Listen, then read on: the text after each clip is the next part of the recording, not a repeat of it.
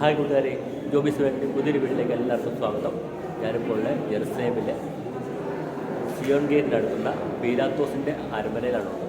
ഈശോനെ ശിക്ഷയ്ക്ക് വിധിച്ച ആ സ്ഥലമാണിത്. നമുക്ക് അവിടുത്തെ കാഴ്ചകളിലേക്ക് പോകാം. എല്ലാവരും വീഡിയോ മുഴുവനായിട്ട് കാണുക.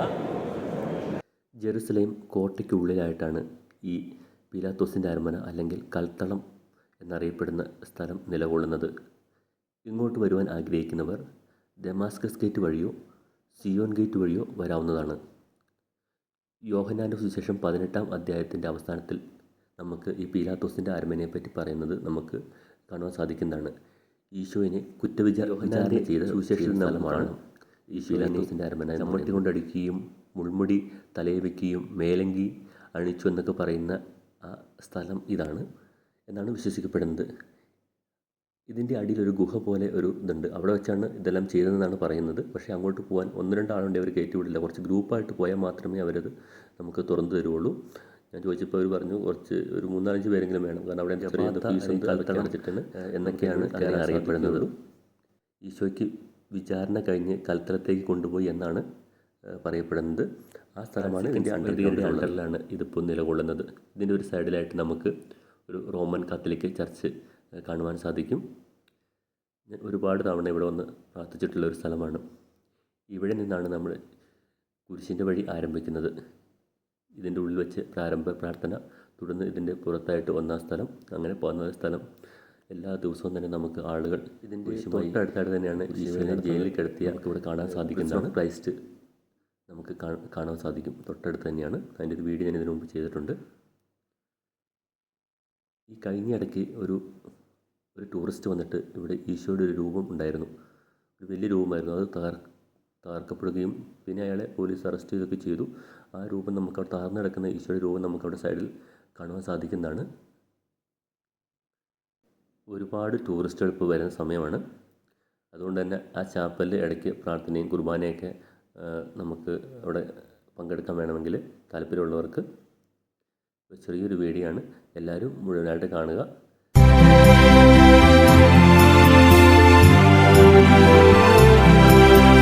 കുരിശിൽ മരിച്ചവനെ, കുരിശാലെ വിജയം വരിച്ചവനെ, മിഴിനീരൊഴുക്കിയങ്ങേ കുരിശിൻ്റെ വഴിയേ വരുന്നു ഞങ്ങൾ. ലോകൈകനാഥാനിൻ ശിഷ്യനായി തീരുവാൻ ആശിപ്പോനെന്നുമെന്നും, കുരിശു വഹിച്ചു നിൻ കാൽപ്പാടു പിൻചെല്ലാൻ കൽപ്പിച്ച നായക, നിൻ ദിവ്യരക്തത്താലെൻ പാപമാലിന്യം കഴുകേണമേ ലോകനാഥ. നിത്യനായ ദൈവമേ, ഞങ്ങൾ അങ്ങയെ ആരാധിക്കുന്നു. പാപികളായ മനുഷ്യർക്കു വേണ്ടി ജീവൻ ബലി കഴിക്കുവാൻ തിരുമനസ്സായ കർത്താവേ, ഞങ്ങൾ അങ്ങേക്ക് നന്ദി പറയുന്നു. അങ്ങ് ഞങ്ങളെ സ്നേഹിച്ചു, അവസാനം വരെ സ്നേഹിച്ചു. സ്നേഹിതനു വേണ്ടി ജീവൻ ബലി കഴിക്കുന്നതിനേക്കാൾ വലിയ സ്നേഹമില്ലെന്ന് അങ്ങ് അരുളി ചെയ്തിട്ടുണ്ടല്ലോ. പീലാത്തോസിന്റെ ഭവനം മുതൽ ഗാഗുൽത്ത വരെ കുരിശും വഹിച്ചുകൊണ്ടുള്ള അവസാന യാത്ര അങ്ങേ സ്നേഹത്തിന്റെ ഏറ്റവും മഹത്തായ പ്രകടനമായിരുന്നു. കണ്ണുനീരിന്റെയും രക്തത്തിന്റെയും ആ വഴിയിൽ കൂടി വ്യാകുലയായ മാതാവിന്റെ പിന്നാലെ ഒരു തീർത്ഥയാത്രയായി ഞങ്ങളും അങ്ങയെ അനുഗമിക്കുന്നു. സ്വർഗത്തിലേക്കുള്ള വഴി ഞെരുക്കമുള്ളതും വാതിൽ ഇടുങ്ങിയതുമാണെന്ന് ഞങ്ങളെ അറിയിച്ച കർത്താവേ, ജീവിതത്തിന്റെ ഓരോ ദിവസവും ഞങ്ങൾക്കുണ്ടാകുന്ന വേദനകളും കുരിശുകളും സന്തോഷത്തോടെ സഹിച്ചുകൊണ്ട് ആ ഇടുങ്ങിയ വഴിയിൽ കൂടി സഞ്ചരിക്കുവാൻ ഞങ്ങളെ സഹായിക്കണമേ. കർത്താവെ അനുഗ്രഹിക്കണമേ. പരിശുദ്ധ ദൈവമാതാവേ, ക്രൂശിതനായ കർത്താവിന്റെ തിരുമുറിവുകൾ എൻ്റെ ഹൃദയത്തിൽ പതിച്ചുറപ്പിക്കണമേ.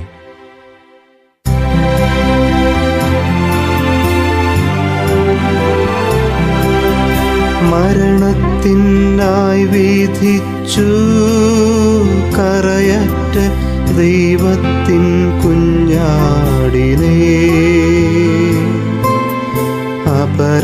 വിധിയായി വിധിച്ചു കന്മഷം കലരാത്ത കർത്താവിനെ.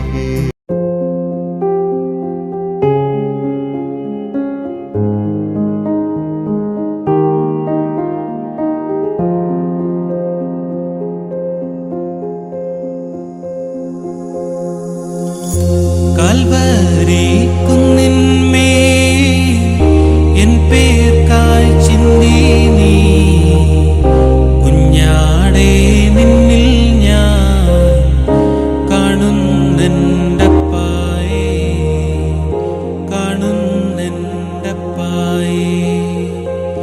കാൽവരി കുന്നിന്മേൽ എൻ പേർക്കായി ചിന്തി നീ കുഞ്ഞാടേ നിന്നിൽ ഞാൻ കാണുന്നെൻ്റപ്പായേ കാണുന്നെൻ്റപ്പായേ.